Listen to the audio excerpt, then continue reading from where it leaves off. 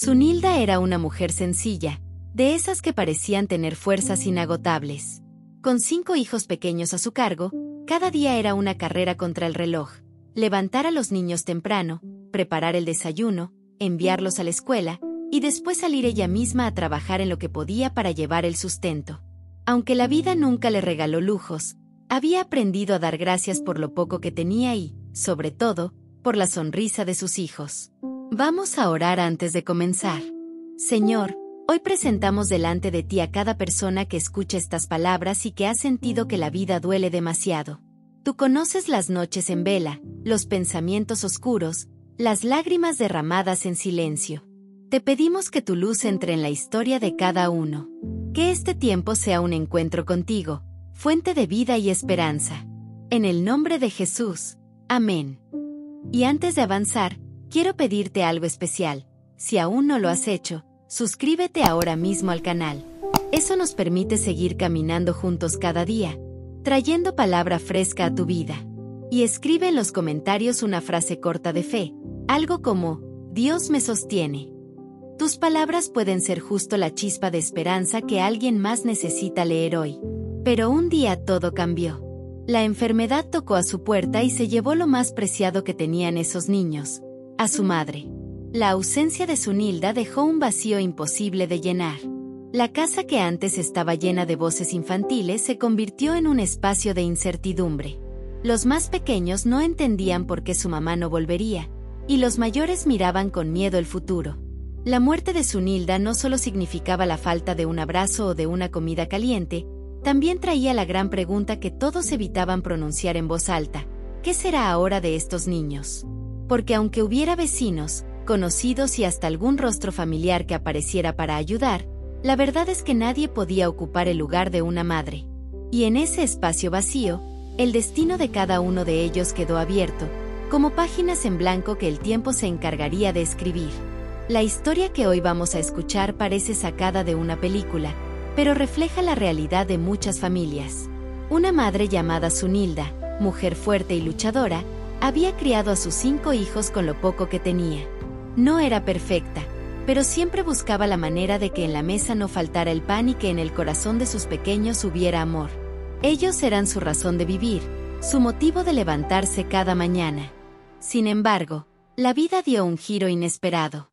Una enfermedad cruel la sorprendió, y aunque luchó con todas sus fuerzas, llegó el día en que cerró los ojos para no volver a abrirlos.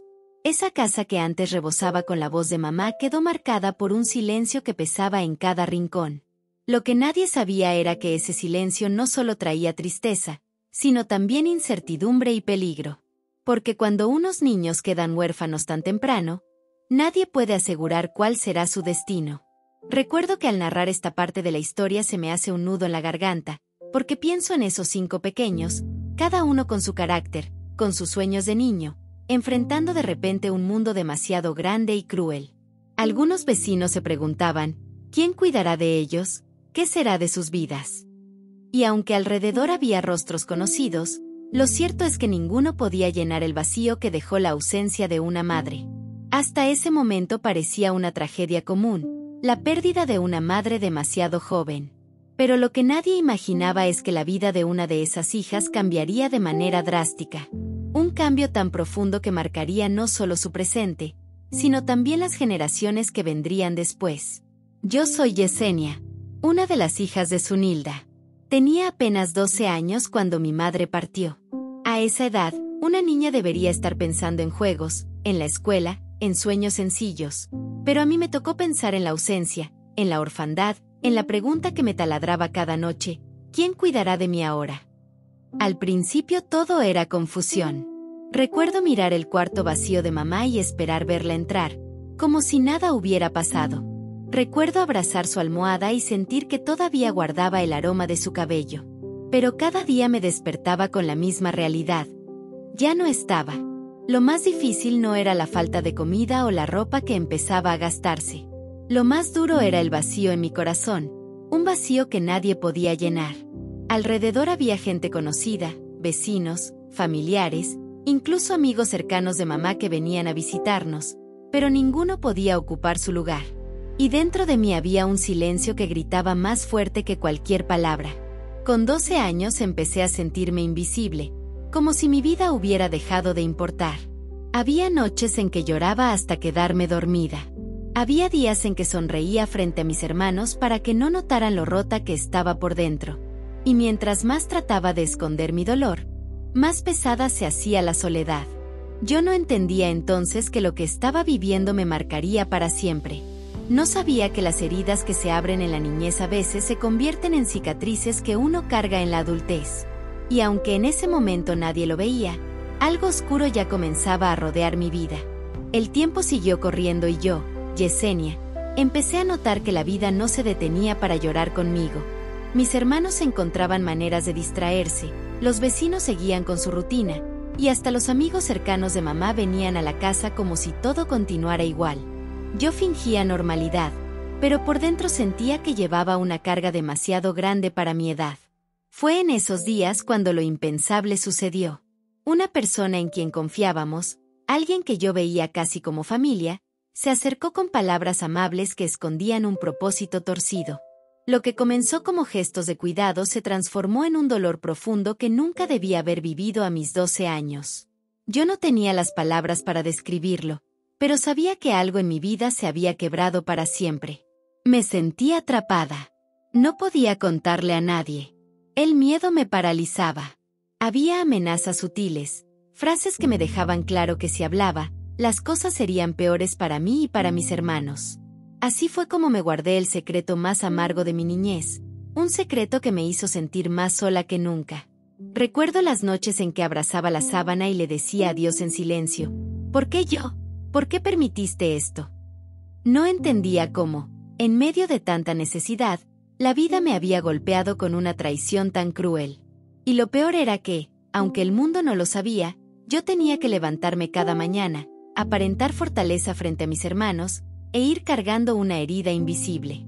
Era apenas una niña, pero dentro de mí nació un silencio que pesaba como una losa. No solo era la ausencia de mamá, no solo era el abandono, ahora también era el recuerdo de un dolor que no podía contar. Y aunque caminaba, reía a veces y hablaba como cualquiera, por dentro me iba apagando. Yesenia me cuenta que una tarde, mientras estaba en casa de una vecina que solía invitarla a conversar, escuchó algo que nunca había prestado atención. La vecina, una mujer creyente, tenía la costumbre de leer en voz alta algunos pasajes de la Biblia mientras hacía sus quehaceres. Y esa tarde, como si estuviera dirigido a ella sin proponérselo, leyó en voz alta: si un enemigo me insultara, yo lo soportaría; si un adversario me humillara, me escondería de él. Pero fuiste tú, un hombre como yo, mi compañero, mi amigo entrañable. Ese Salmo 55 parecía describir con palabras exactas la traición y la herida que Yesenia guardaba en silencio desde su niñez. Ella no entendía mucho de Biblia, no conocía profundamente a Dios, pero aquellas palabras fueron como un espejo. Era como si alguien desde siglos atrás hubiera escrito su dolor. Me confesó: yo no era cristiana, ni lo soy todavía, pero esas palabras me atravesaron el alma. Por primera vez sentí que alguien había puesto en frases lo que yo nunca me atreví a contar. Ese fue un instante decisivo. No era la fe madura de alguien que confía plenamente en Dios, era el asombro de una mujer rota que descubría que la palabra hablaba su lenguaje de dolor. Amiga que me escuchas, tal vez tú tampoco te consideres creyente o no tengas una fe firme. Pero quiero decirte algo: aunque no lo busques, aunque no lo entiendas del todo, la palabra de Dios puede llegar en el momento más inesperado para mostrarte que no estás sola. Igual que Yesenia, tú también puedes descubrir que Dios sigue teniendo algo que decirte. Y aquí quiero hacerte una invitación. Lo único que te pido a cambio de compartirte esta historia es que des clic en el botón de suscribirte. Porque cuando te suscribes no solo recibes estos devocionales, sino que también formas parte de una comunidad que busca esperanza. Y mientras sigues escuchando, déjame un comentario. ¿Alguna vez una palabra, una frase o un versículo que ni siquiera buscabas llegó a tocar tu vida? Estaré respondiendo los comentarios y me encantaría leerte. Cuando Yesenia regresó a su casa aquella tarde, las palabras del Salmo seguían dando vueltas en su mente. Ella misma me dijo: no sabía orar, ni siquiera entendía bien cómo hacerlo, pero me atreví a repetir en silencio esas frases como si fueran mías. Y fue allí donde descubrimos una verdad que también quiero compartir contigo. No se trata de tener todas las respuestas ni de cargar con una fe perfecta, sino de dar un primer paso, aunque sea pequeño, hacia aquel que puede sanar las heridas. Muchos de nosotros pensamos que para acercarnos a Dios necesitamos tener la vida en orden, conocer la Biblia de memoria o ser personas religiosas. Pero la historia de Yesenia nos muestra lo contrario. Basta con un corazón sincero, aún confundido, para abrir una rendija y permitir que la luz entre. Esa fue su práctica diaria, no porque entendiera todo, sino porque no quería seguir cargando sola con lo que le dolía. ¿Y qué significa esto para ti? Tal vez tú también vives con un peso que te ha acompañado por años, y crees que no eres digno de hablar con Dios. Hoy quiero invitarte a intentar lo mismo que hizo Yesenia. No necesitas una oración larga, basta con que le digas lo que hay en tu corazón, aunque sea con palabras entrecortadas. Si lo haces cada día, aunque sea unos minutos, comenzarás a ver que Él responde de maneras sutiles pero reales. La práctica que propongo es sencilla. Cada vez que un pensamiento doloroso regrese a tu mente, busca una frase de los Salmos, repítela y conviértela en tu oración. Eso fue lo que le dio a Yesenia un rayo de paz en medio de la tormenta. Y puede ser también el inicio de tu proceso de sanidad. El Salmo 55 es uno de los más crudos y sinceros que escribió David. No es un salmo de fiesta ni de victoria, es un salmo que nace desde la traición y el dolor más íntimo.